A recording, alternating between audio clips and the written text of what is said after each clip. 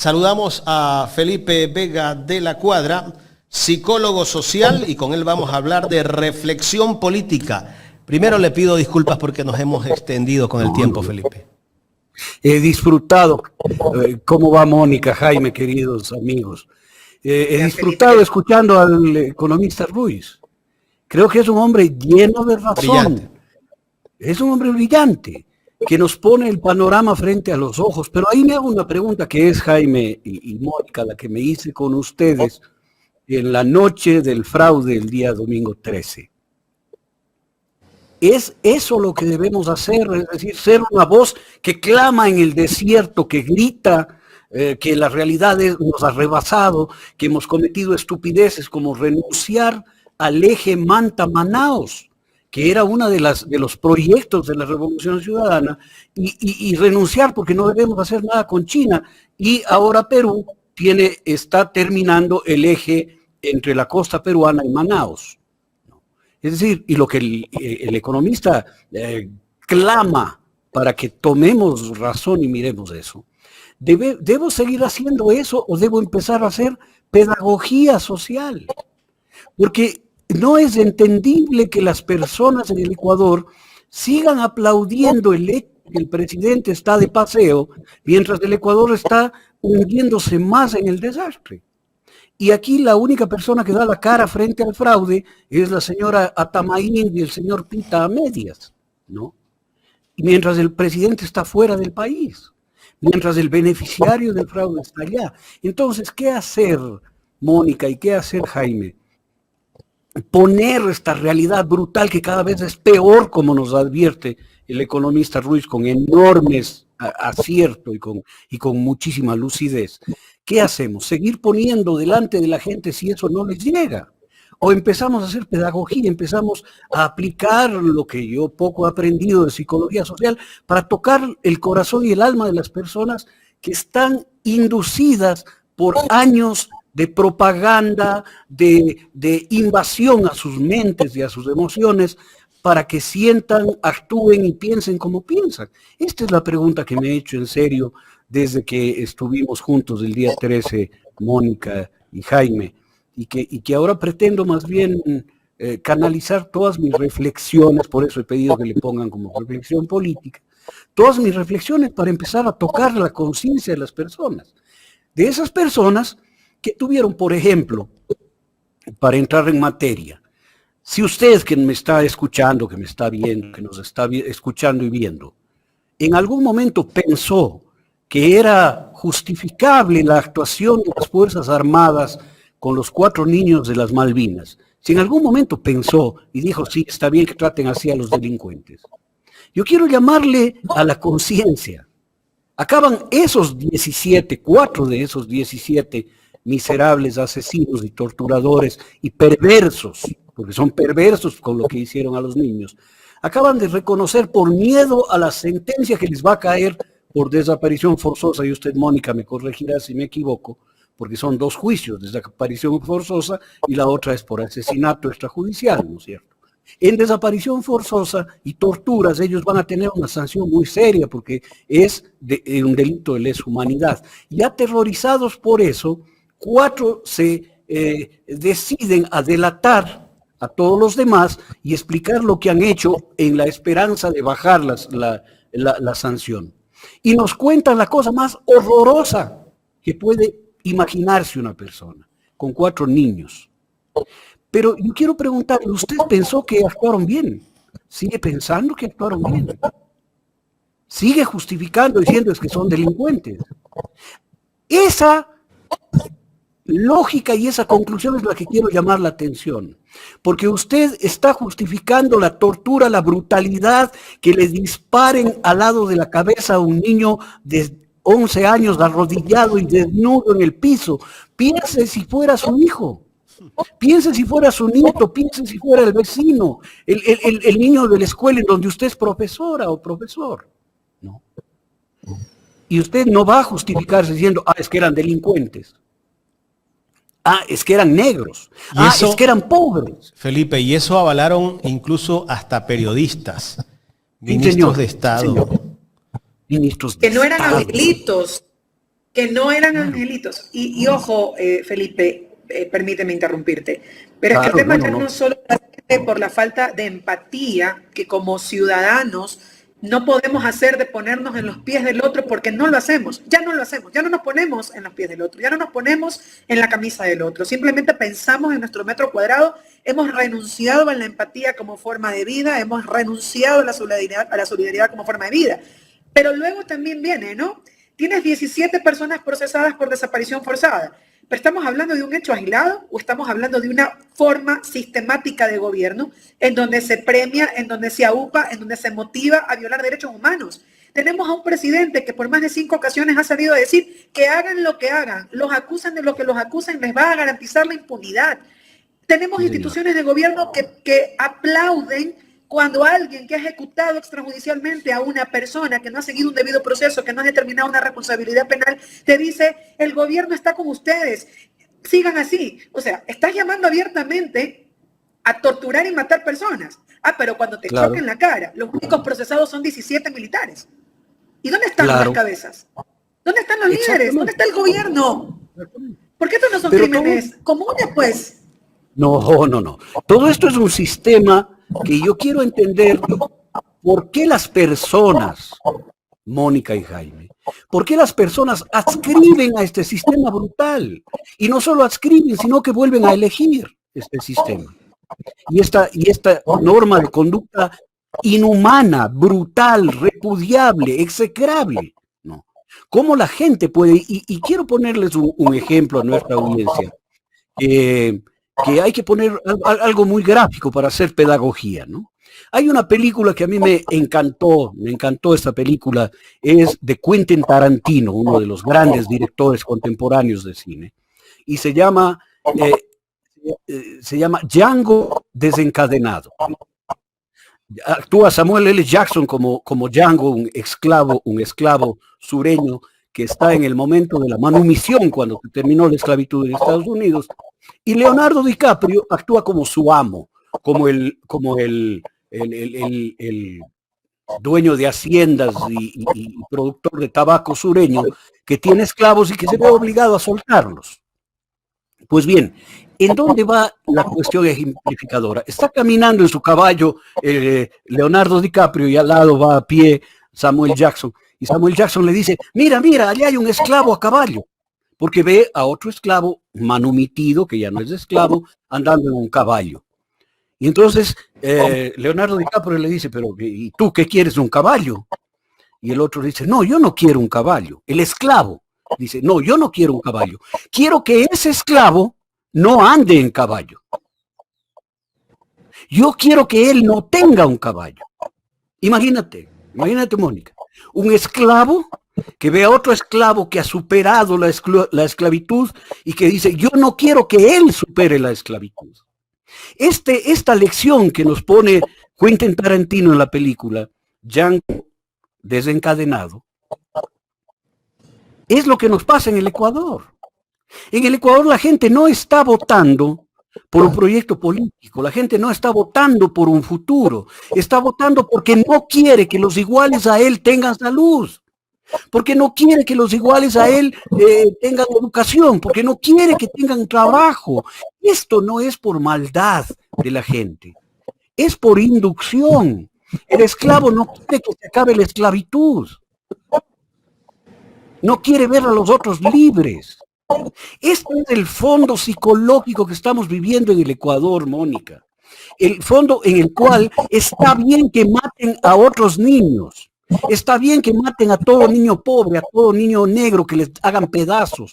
Eso está justificado. Porque yo no quiero que esos niños sean libres, no quiero que esos niños sean médicos, no quiero que sean grandes deportistas, no quiero que triunfen. ¿Por qué? ¿Por qué razón? ¿Por malvado? No. Por una competencia inconsciente, por el desencadenamiento de la pulsión de destrucción que tenemos los seres humanos. Queremos destruir a los demás. Y eso ha alentado gente como Carlos Vera, como los medios de comunicación, Teleamazonas, Ecoavisa, Revista Vistazo, Plan B, Diario Telégrafo, Diario El Universo, todos los días han alentado a eso, a que la pulsión de destrucción de esta gente buena del Ecuador se manifieste y diga lo que dijo el esclavo en la película. Yo no quiero que ese esclavo tenga un caballo. No, yo no quiero tener caballo. Yo quiero seguir siendo esclavo. Y quiero que él no tenga ningún beneficio. No quiero que sea libre. Esto nos lleva a justificar lo que hicieron a los niños. Esto nos lleva a justificar la violencia. Está bien, se están matando entre ellos. Yo quisiera preguntar cuántas de las personas piensan, sienten y creen que los 3.500 asesinatos que van de este año en el Ecuador son ajustes de cuentas entre delincuentes. Muchísimos, muchísimos de todo nivel y de todo estrato. Piensan que los que mueren en el Ecuador son delincuentes. Y se niegan a ver que son niños y niñas, que de esos 2.500, cuando menos 200 son niños menores de 8 años. Pero para la lógica de la gente esto está bien que se maten entre ellos.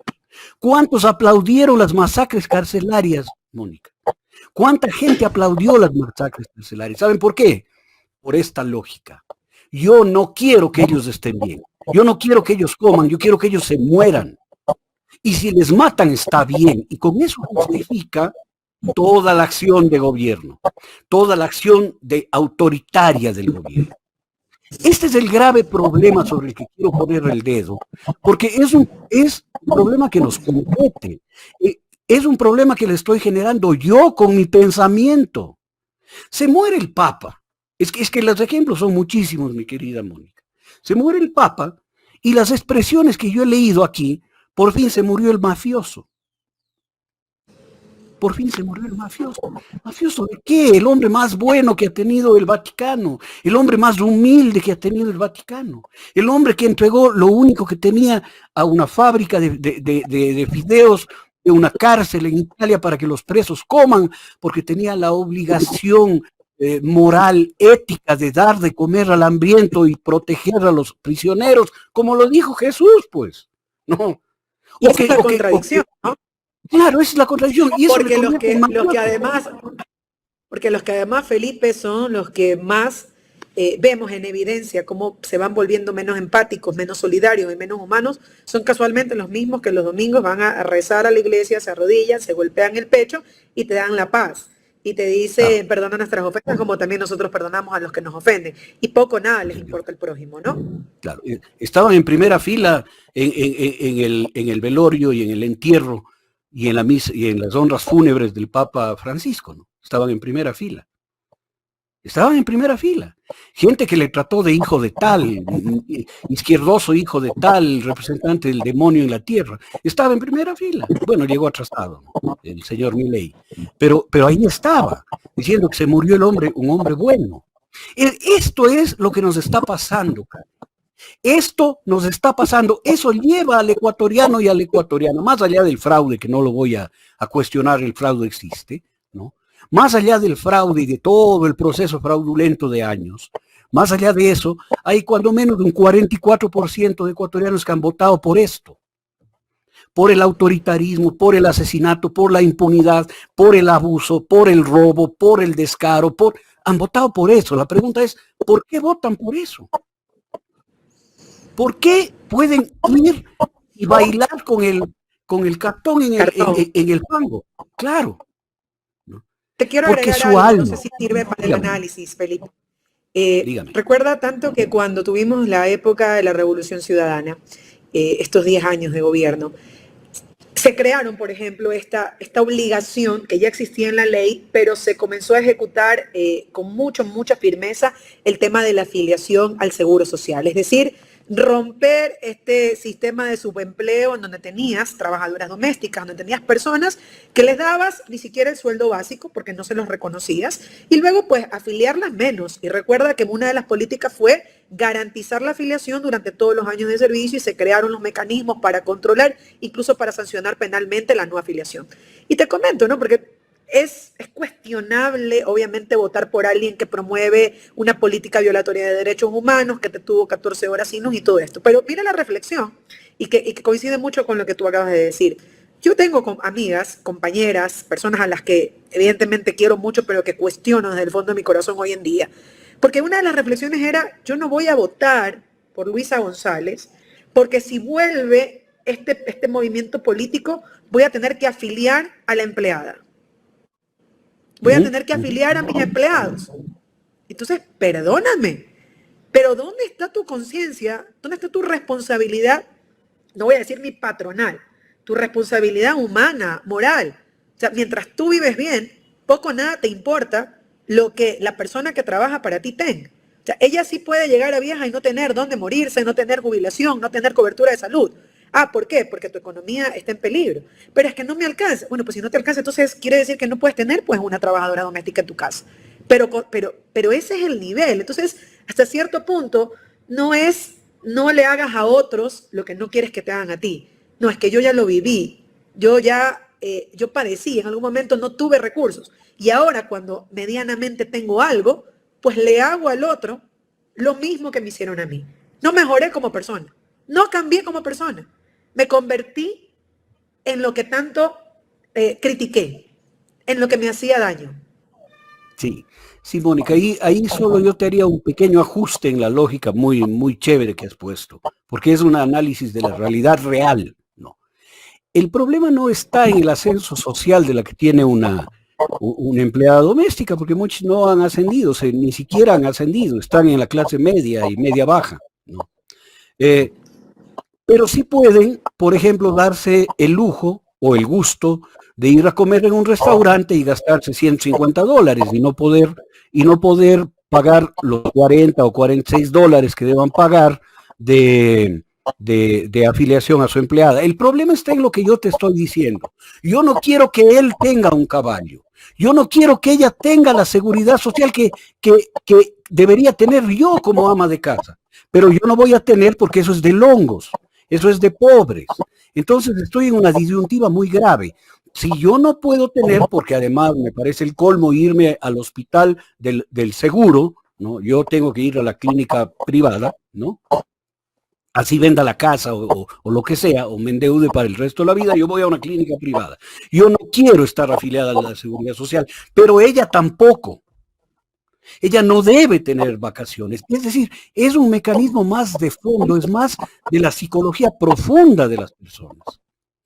De la psicología profunda. Mira, yo escuché de algún oficial de las Fuerzas Armadas, cuando el estudio en todas las escuelas de formación de militares y policías se volvió absolutamente gratuito. Gratuito, y solamente era con examen de ingreso. Los que pasaban el examen entraban y tenían pagado todo. Alguno dijo, esto es el colmo del correísmo. ¿Cómo es posible que el hijo del soldado Chapán vaya a ser mi general, pues? Está bien. Eso lo decía un tipo que estaba feliz con el sistema de exclusión porque negaba la posibilidad a los otros. No, también le daba a su hijo.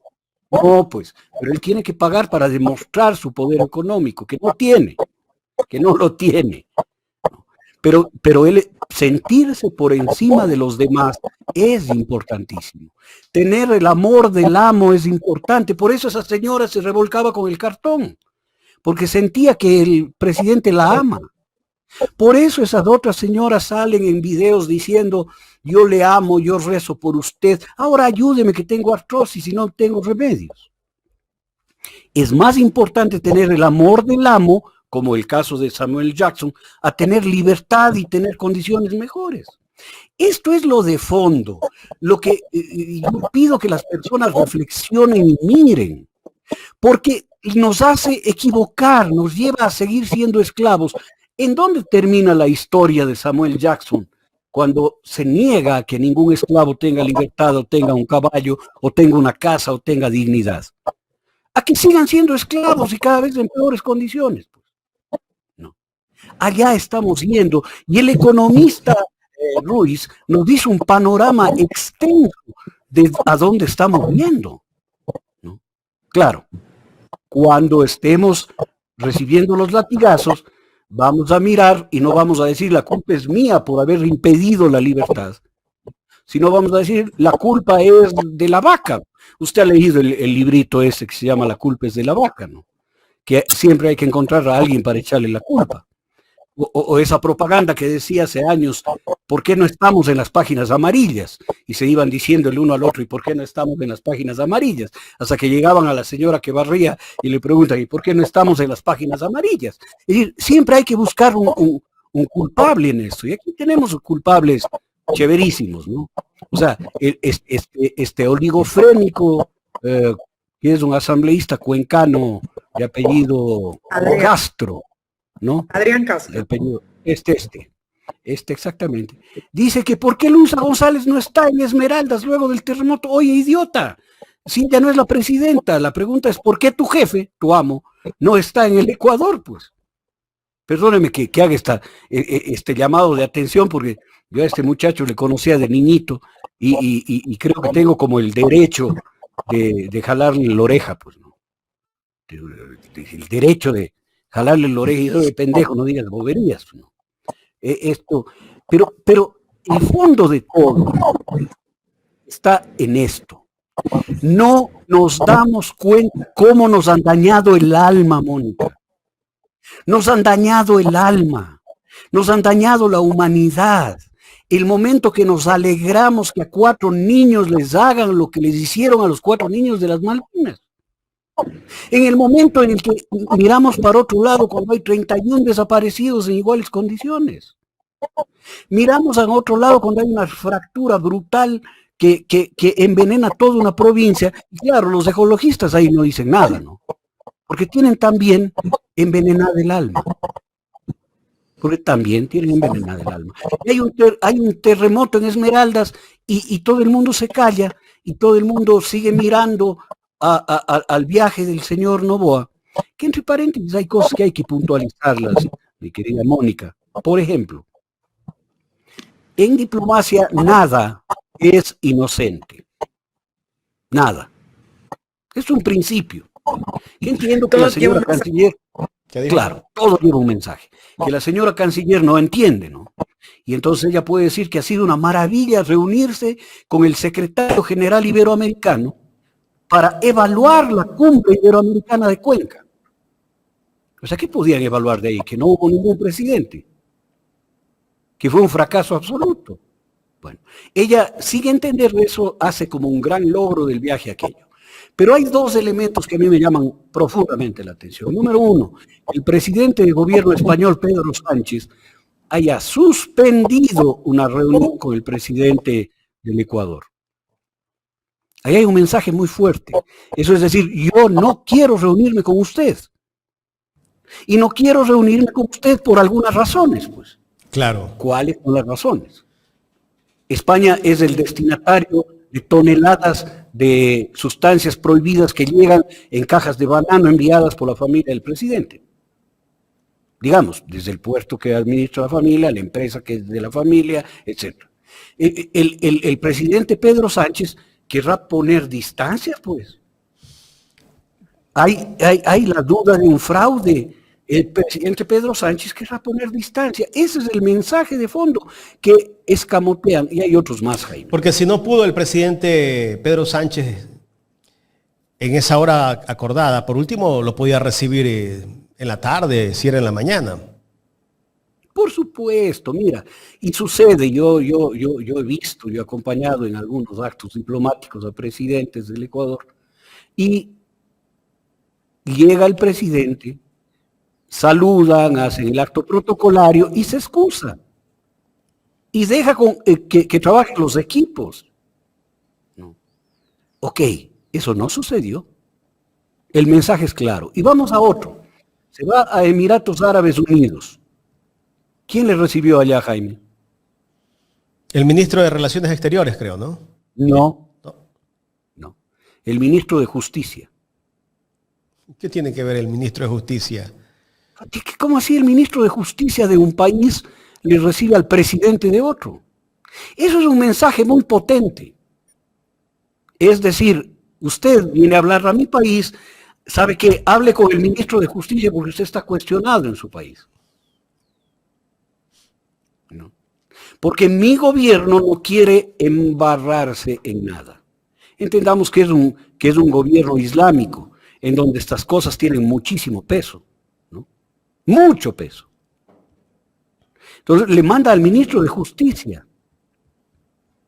Pero si no es un envío de delincuentes el que ha ido allá, pues. ¿O sí? Claro. Estas cosas hay que entenderlas, mi querido Jaime. No son menores. No son menores, porque en otros países no están en la dinámica destructiva, anómica en la que estamos en el Ecuador, en donde pasamos por alto todas esas cosas. Entiendo que en Emiratos Árabes Unidos no están imbuidos por lo que diga el señor Vera o diga Alfombras Rojas o qué sé yo, ¿no? No, allá les importa un pepino, allá les interesa la claridad de las cosas. El 70% de la droga sale desde Ecuador. En Ecuador se lavan 30.000 millones, dicho por el mismo presidente. Eso es lo que les llega, pues. Entonces el emir de los Emiratos Árabes Unidos no les recibe. El canciller no les recibe. Le recibe el ministro de Justicia, el que está vinculado a los temas judiciales, pues. Claro, no tiene nada que hacer en el tema de relaciones internacionales. Claro, es como que venga un presidente acá y le salga a recibir el director del SNAI. Sí. Pero Jaime. El que maneja a los presos. Claro, pero por Dios santo, entiendan el mensaje, pero no lo van a entender. No lo van a entender porque no les importa, mi querido Jaime. No les importa eso, no les importa Doctor, la ley, no les importa los procedimientos. ¿Qué lectura darle a este viaje que se dio el presidente? No sé si estaba en una agenda ya con mucho antes, ¿no? De mucho tiempo, ¿no? Que cogió y se fue 15 días. Primero se dio la elección, 2, 3 días después se fue a Estados Unidos. Creo que se fue como 8 o 10 días. Viene de Estados Unidos, está un día, creo, aquí, y se va a una gira de 15 días. Esto me parece mucho a la primera elección que le hicieron, cuando él cogió, se fue 15 días, y el día de la posesión no tenía ministros, no tenía ni la mitad del gabinete. A ver, yo creo que hay dos elementos, y siempre haciendo pedagogía, ¿no? Para que las personas miren que hay explicaciones de fondo para esto. Creo que la una se llama evasión. Si yo hago un acto ilícito, ilegítimo, reñido con la ética y la moral, lo único que quiero es evadirme. El carterista que le arranca la cartera a usted, lo primero que hace y lo único que quiere es correr, evadirse, irse. Entonces hay un mecanismo inconsciente que le lleva a evadirse, para no dar la cara en todo este proceso de cuestionamiento de las elecciones y de las violaciones legales que él ha hecho, como no pedir licencia, como no encargar a la vicepresidenta, como utilizar bienes del Estado para hacer campaña, 500 millones de dólares en bonos, etcétera, ¿no? Entonces se evade, se va, para no dar la cara. ¿Quién da la cara? A medias del CNE, por ahí el ministro de Gobierno, maldada, solo con Carlos Vera, haciendo amenazas absurdas. No, nadie más. Entonces no hay a quien reclamar esto. Mientras los niños están muriendo en Corona, Santiago. Mientras pasa una cosa terrible, mi querido Jaime, que es el rebrote de enfermedades controladas, que estaban controladas. Y aquí otra vez vamos a analizar por qué. El Ecuador, con Rafael Correa y con la Revolución Ciudadana, queridos amigos y amigas, hacía parte del sistema de compra de vacunas de UNASUR y del ALBA y de la Unión Latinoamericana y Caribeña de Naciones. Comprábamos entre todas las vacunas, nos salía más barato y teníamos programas de vacunación extensos. Cuando el impresentable de Lenín Moreno decidió pagar la deuda externa por anticipado, nos sacó del sistema de adquisición de vacunas y nos quedamos sin vacunas con el infeliz traidor de Lenín Moreno. Y desde ahí la vacunación ha sido absolutamente irregular. Y este rato tenemos brotes de tosferina, mi querido Jaime, 250 y pico de personas contagiadas en el Ecuador de tosferina, de difteria, de fiebre amarilla, porque no se han llevado adelante programas de vacunación. Y usted sigue pensando que el horror es la Revolución Ciudadana porque le han convencido de eso. Sí. Y posiblemente su niño ya murió con difteria o ya murió con tosferina. Y no se da cuenta que la responsabilidad es suya por haber elegido lo que ha elegido, pues. Y esto va a seguir para peor. Porque al Señor le importa un pepino que haya eso. Si se mueren más ecuatorianos, mejor. ¿No? Menos problemas y más plata para coger. Pero es que esto es lo que hay que mirar. Y volvamos al segundo motivo de la desaparición del señor Noboa. Esta es una estrategia que han establecido para que gobierne un inepto durante todo este tiempo. ¿Cuál es la estrategia? Que no hable, que no aparezca, que no esté, que sean otros los que den la cara a medias. Y así no hay a quien reclamar nada. ¿No? Él no da la cara en nada, en absolutamente nada. Manda 4 cosas de caridad, una caravanita de salud y chao pescado, ¿no? Estas son los 2 elementos que hacen que el Señor desaparezca, pues. Desaparezca. Han elegido, y acuérdese usted el análisis que hacíamos de las estampitas y del cartón, en donde San Pancracio no desaparecía y lo importante es el cartón. Entonces la gente le sigue bailando y rezando al cartón, esperando que esto se solucione, ¿no? Como la señora que Exacto. se lanzó a la calle a celebrar con un cartón, lo besaba en medio del agua, con heces, y en medio de toda la necesidad, porque se ve que es un barrio popular, no sé si es acá en Guayaquil. Pobre. Un barrio pobre, que podría ser en Quevedo, podría ser en... ¿Eso es pérdida de conciencia o qué, Felipe? Eso es una enfermedad inducida, mi querido Jaime. Inducida, como le contaba de este esclavo que dice, yo no quiero tener un caballo, sino que ese esclavo como yo no tenga el caballo. Es inducido por la esclavitud, por los amos, por los patrones, para que no nos sacudamos de la infamia que significa ser esclavos. Y celebrando lo que dijo el candidato en el debate, ¿no? Cuando le preguntó Luisa González si iba a pagar los 90 y pico de millones de dólares de impuestos, dijo que no. Y esa persona salió a celebrar esto, que no pagar esos 90 millones de dólares significa que no va a tener, pues, tal vez una buena educación sus hijos. Pues que no le importa. A las personas no les importa eso, lo que les importa es que el otro no tenga. Ese es el estado de deterioro al que nos han llevado, Jaime.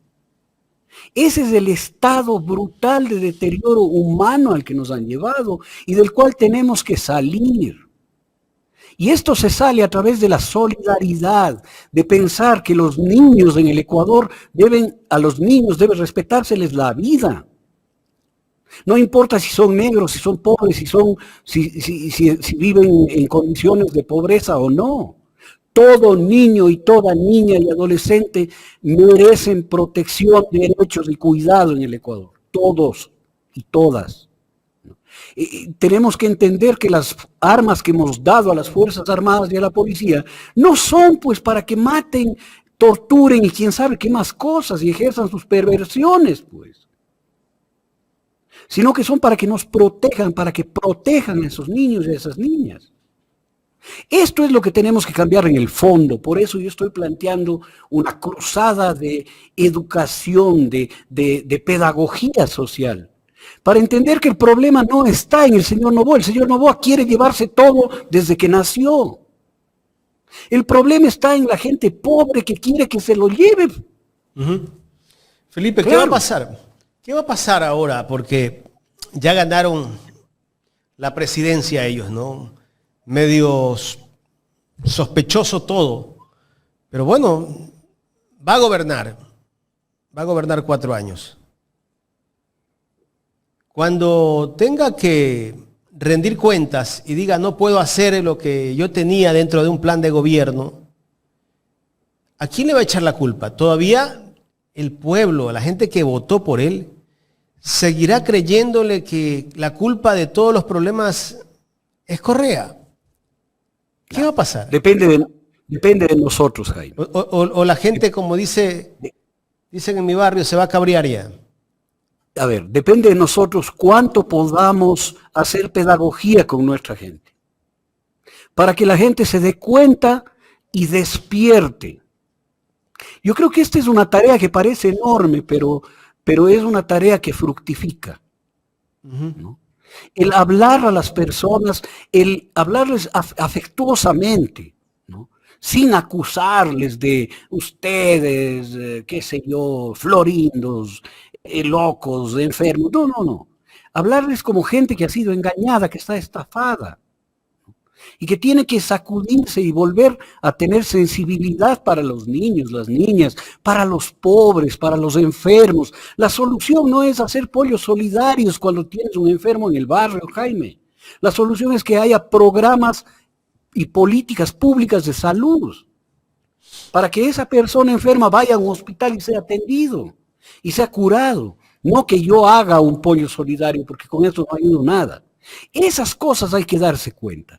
Y si nosotros logramos, digo nosotros, hablando de los medios alternativos, los medios de lucha, los que han estado con la verdad todo el tiempo, si los medios y los que hablamos no hacemos eso y nos sumamos a las quejas, este pueblo va a seguir como manada siendo llevado al matadero. Aquí hay que levantar la voz y lograr conciencia. Este es el trabajo. Aquí no hay que ir a una guerra civil, Jaime, como alguien argumenta que la Revolución Ciudadana no reclama en las calles el fraude, por lo tanto son débiles. No hay que ir a una guerra civil. Aquí hay que ir a una conciencia general del pueblo ecuatoriano para que el pueblo ecuatoriano se dé cuenta cómo le han manipulado y que ponga un alto. Y el alto se pone de otras formas. Este pueblo ha sacado 7 gobiernos en 10 años. Y ha sacado con acciones firmes, claras, no violentas. ¿No? ¿Qué va a pasar, Felipe? Yo creo que va a pasar esto. ¿Qué va a pasar cuando en esa reforma que ya la anunció el propio Eduardo Peña, el presidente del directorio del Seguro Social, que se va a tratar el aumento de la edad de jubilación? Después salió a decir que no, que le han sacado de contexto. Pero ese es el propósito. Incluso yo creo que en las recetas que pone el Fondo Monetario Internacional está. ¿Qué va a pasar si se meten con las pensiones de los jubilados? Los que supuestamente le han dado el voto. Ya. Va a pasar lo que ha pasado con la seguridad social durante décadas en el Ecuador.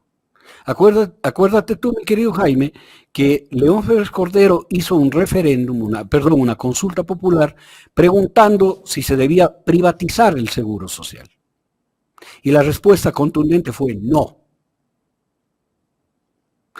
Hay cosas con las cuales no pueden meterse. La seguridad social. Pero intentarán hacerlo, ya hay. Claro, pues sí, ya está Peña en eso. Ya está. El precio del gas. Los salarios reales. La jubilación patronal, que esa sí creo que la van a abolir. Porque no es un beneficio general del pueblo ecuatoriano, porque los empresarios tienen mecanismos brutales de extorsión, como por ejemplo, a los 20 años de trabajo continuado empieza a funcionar la jubilación patronal, ¿no es cierto? Cuando tienen 19 años, 8 meses les votan. Entonces, esos trabajadores tienen esa disyuntiva. Sí, no se le oye, Mónica. Te decía que quieren hacerte creer que, que es el tiempo, la forma en la que está prevista en la ley la jubilación patronal, la que impide que realmente las personas se acojan a ella. Cuando en la práctica diaria lo que vivimos es que muy pocas personas logran llegar a la jubilación porque unos meses antes o un año antes, luego de haberlo tenido trabajando 19, 18 años, los despiden. Y ojo, vamos a ver, pues, la ley existe. Y cuando tienes que despedir a alguien, ¿qué le haces? Lo fuerzas a renunciar, lo hostigas, lo embaucas. Entonces realmente también hablemos de la ética y de la responsabilidad de las personas, porque no es que la ley no funciona. Los sistemas no funcionan porque las instituciones y las personas a cargo de hacer cumplir la ley están actuando con la misma injusticia y con las mismas prácticas corruptas que dicen combatir. O sea, esto no es un problema de instituciones, no es un problema de leyes, es un problema de personas. Claro, es tanto de personas que a mí, yo me he reído a mandíbula batiente escuchando las declaraciones del señor Alberto Dajic, que dice que bajando el sueldo a $150 mensuales, el Ecuador se volverá competitivo y podrá venir inversión extranjera. Y yo me reía porque decía, ¿y quién va a manejar esa inversión extranjera? Él, el señor Dajic, que quebró la Coca-Cola en Guayaquil. O sea, quebrar la Coca-Cola en Guayaquil ya es el colmo de incapaz, pues. No. Pero es que es absurdo. Es como quebrar en el Polo Norte la venta de calefactores. Ya hay que ser bruto para quebrar eso. ¿Quién va a manejar la inversión extranjera en la empresa? Ellos mismos. Pero hay que bajarle el sueldo al trabajador. Eso es lo que quieren. ¿Por qué los trabajadores ecuatorianos votaron por eso? Esta es mi pregunta. Porque están alienados por el aparato mediático que le convence que nos vamos a convertir en Venezuela, que Rafael Correa es ladrón, que los correístas son corruptos.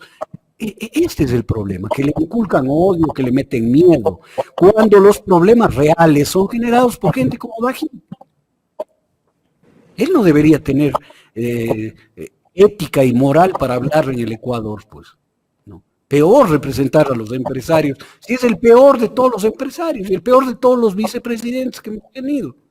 Más malo que mi pobre primo Alfredo Borrero, porque al menos el Alfredo Borrero no hizo nada. Dajic hizo horrores. Pues, ¿no? Entonces, estas son las cosas reales que hay que mirar. ¿Cómo logramos que la gente mire esto? Porque si no mira, vamos a seguir en la rodada, como dice el tango, cuesta abajo en la rodada vamos a seguir. No.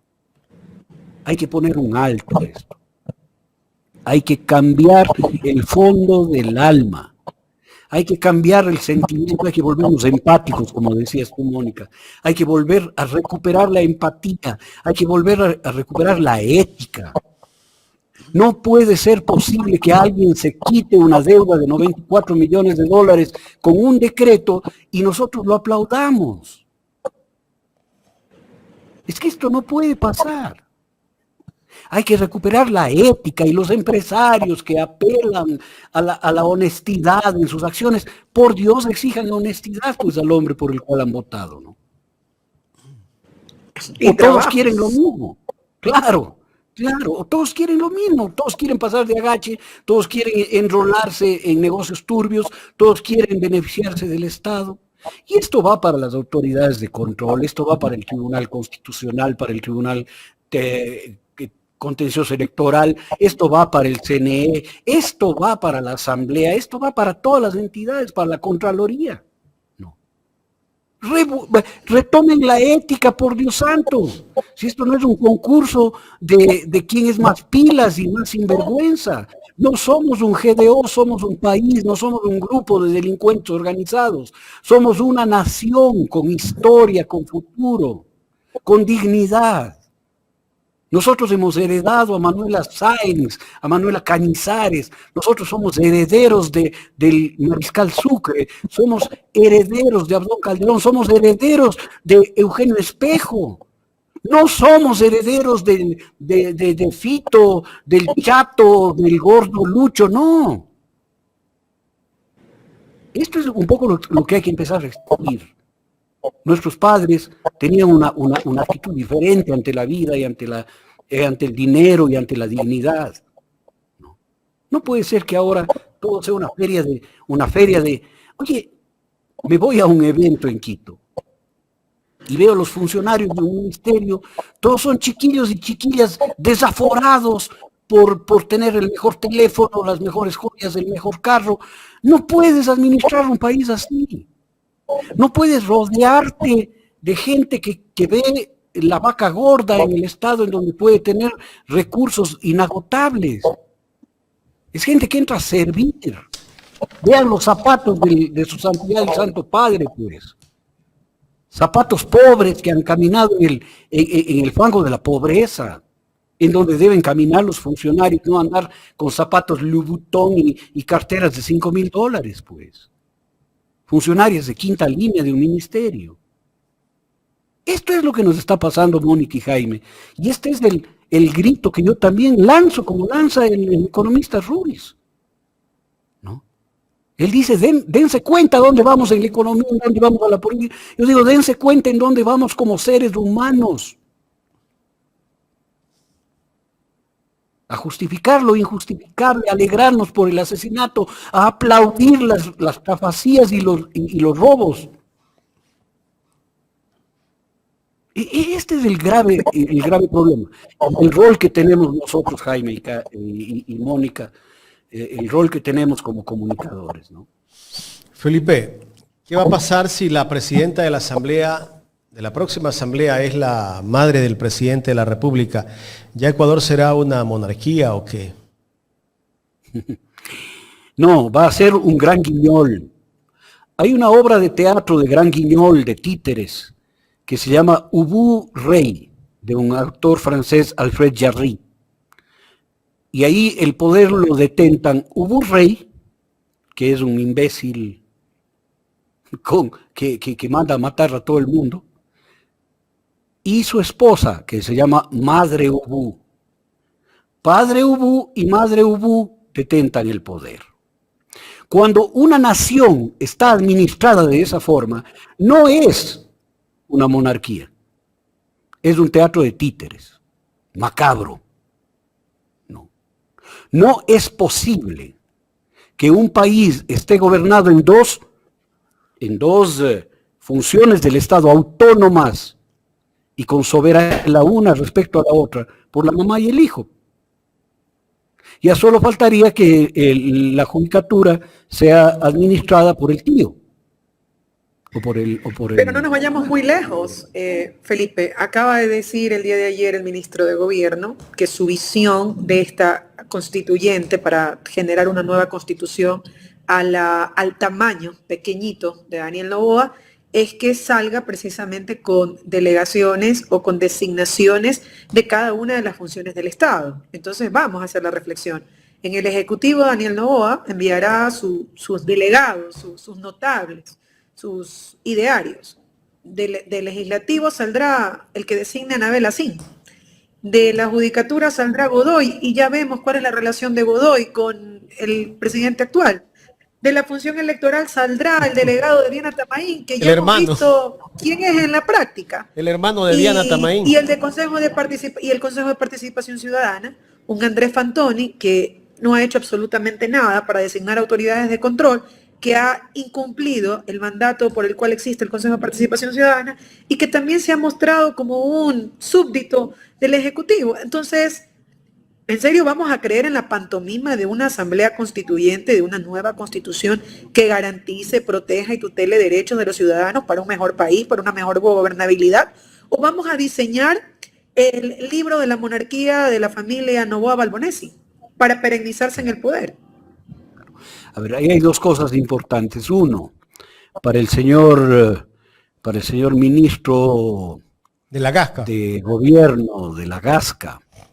Número uno, no es problema de visiones, es asunto de leyes y de constitucionalidad. La Constitución establece, y la ley establece un mecanismo para llegar a una constituyente. A mí me importa un pepino su visión, lo que usted tenga de visión me importa un bledo. A mí me importa lo que la ley dice.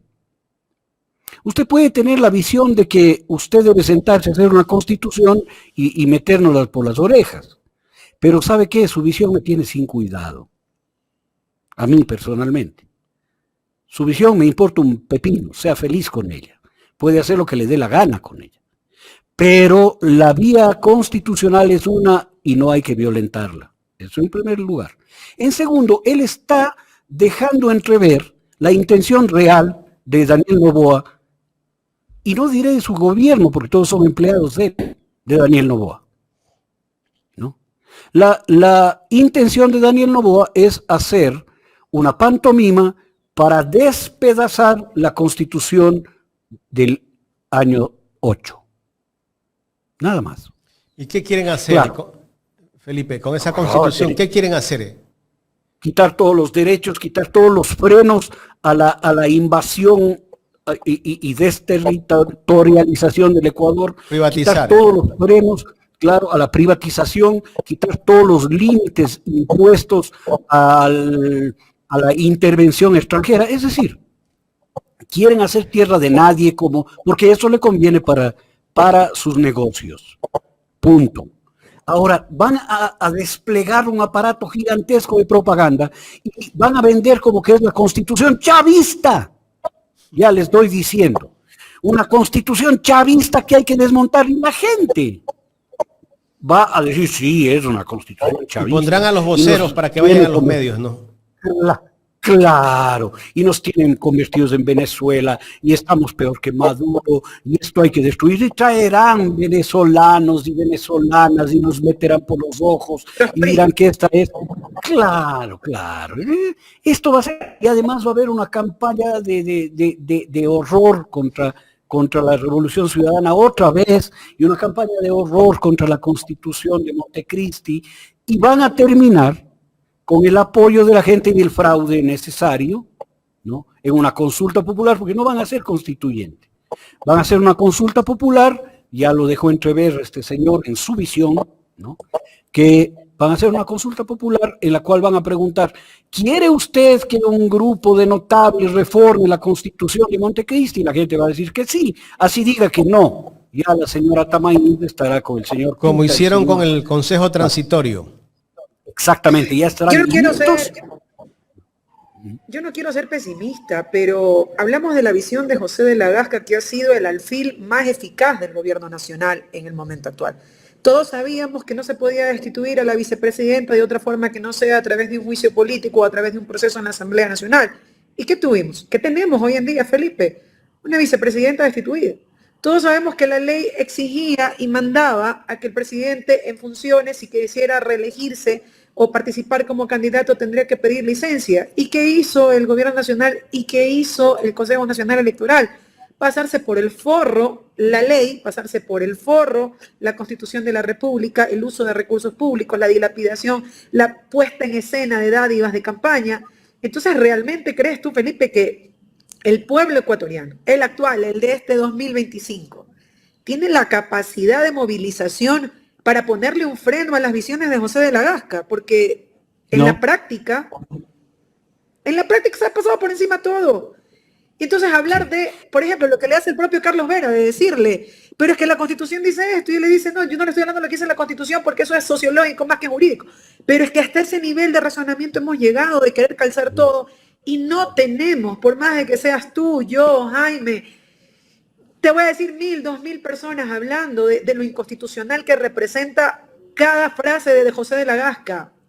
Tienes a medios de comunicación, tienes una puesta en escena, tienes una maquinaria política que te está diciendo renuncia a las normas básicas del derecho, renuncia a la Carta Magna y pásate por encima, porque sabes que al final la gente seguirá aplaudiendo lo linda que se ve Lavinia repartiendo cajas de comida. Tienes toda la razón, Mónica, no puedo cuestionarte. Solamente diré dos cosas. Una, el gran autor de esto no es José de la Gasca. José de la Gasca es un personaje de cartulina que sale a hablar, y hay un equipo de juristas perversos en el gobierno que son los que establecen las estrategias que sigue Daniel Noboa, que son juristas en la sombra, Ellos son los que le llevan a estas cosas y sacan a esta cartulina que parecida a Pepe Cortisona para que hable en los medios, ¿no? Eso es lo único que te cuestionaría en toda lo que tú has manifestado. ¿Usted se acuerda cuando estuvo Trujillo? Ganadora. Felipe, cuando estuvo Trujillo, que él dijo que prevalezca la norma antes que la Constitución. Claro, que la Constitución soy yo, casi dijo. Sí, o sea, y sí, por eso hicieron lo que les dio la gana, pues en ese consejo transitorio. Por lo tanto, el equipo que asesora a Daniel Noboa y que asesoraba a Guillermo Lasso tiene una larga trayectoria y experiencia en esto.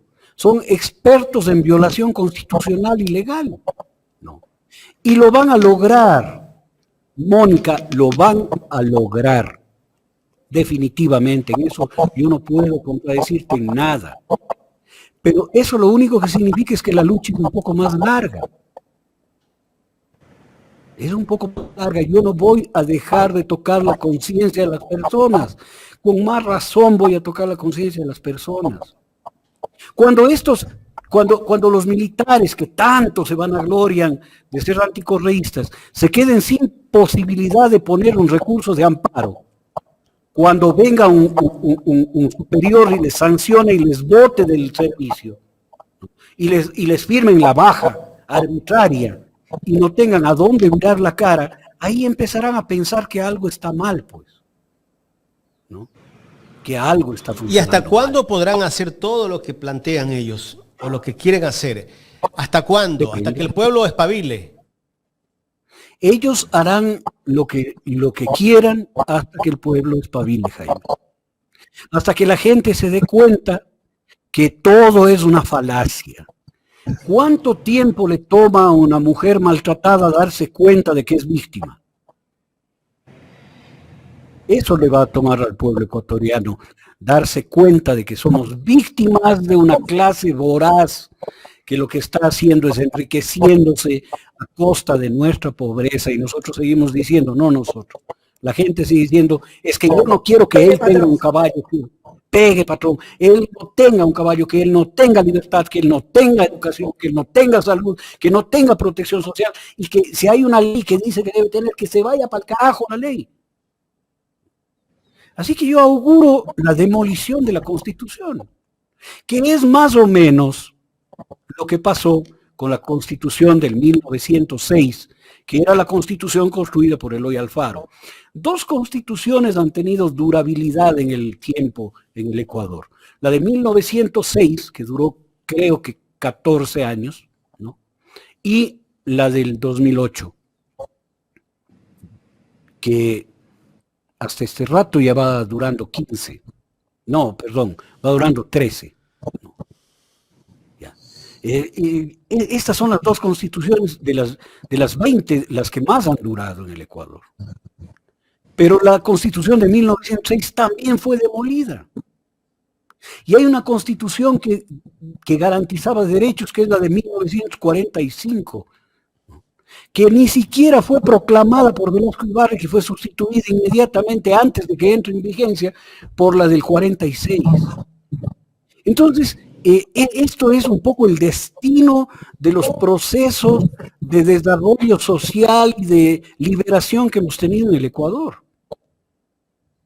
Pero eso significa que hay que seguir en la lucha, ¿no? Y hay que seguir defendiendo los derechos. Ahí entenderemos que los derechos no son entelequias, Mónica y Jaime, que los derechos son connaturales a nuestra condición humana. Y que con nuestro voto vamos a autorizar que se nos quiten. Van a quitar los derechos a la naturaleza. Van a quitar todo lo de la Constitución que es progresista, van a quitar el summa causa, el buen vivir. Van a hacer una Constitución pequeñita, no de 400 y tantos artículos como tiene la nuestra, sino una de 60 artículos, ambigua, abierta, como la del 98, pues, que permitió la dolarización. Y la harán tal vez en un cuartel. La hablarán en un cuartel con un grupo de iluminados. Para que nadie proteste. Y ¿sabes qué? Van a permitir la desdolarización del Ecuador. Espero que ahí la gente se dé cuenta. Espero que se dé cuenta. Pero yo insistiré en la pedagogía. Haré lo del el dirigente de curso, el monitor de curso que les va diciendo, oigan chicos, no hagan esto, les va a ir mal. Y si es que siguen haciendo, bueno, les acompañaré en el tropezón, pero ¿qué más podemos hacer, Mónica y Jaime? ¿Qué más podemos hacer? Seguir siendo voces. Eso es lo importante. Esto, no nos callen. Seguir siendo voces. Felipe, creo que ya estamos en la recta final de este espacio que ha sido muy interesante, este análisis. Yo creo que hay que seguir analizando estos temas y muchos más. Muchísimas gracias. Un abrazo. A ti, Jaime, yo y Mónica, muchísimo cariño, porque creo que si algo nos salva en el Ecuador, son espacios como este. A los que van a atacar, a los que van a quitar de la Constitución el derecho que tiene la comunidad a la información. Van a quitar todo eso. Y van a poder poner cortapisas y límites a los medios de comunicación alternativos. Y otra vez volveremos a la égida bancaria en la propiedad de los medios de comunicación. Y ya no será la bancaria solamente, sino la de los negocios turbios y de economías ilícitas, que eso es peor. Y tal vez para despedirme voy a pagar la factura de la luz. Y ya se vino el garrotazo, pues. 4 veces más alta. 4 veces. Es que le bajaron a la mitad. Felipe, ¿y usted no tiene aire acondicionado allá donde vive? No, nada, ni calefacción, ni los foquitos y la Nosotros acá sí tenemos aire acondicionado. ¿Ya? 4 veces más alta, y me acaba de confirmar una vecina que pagaba $6, $5, $5 durante estos meses, pagaba $9 antes de los apagones, y ahora fue y pagó también 4 veces más, $22. Así que ya está llegando el garrotazo. Hay que ser felices con eso. Bueno, terrible. Abrazo, gracias. Gracias, Felipe. Felipe Vega de la Cuadra conversando con nosotros en esta mañana aquí en Ecuador en directo.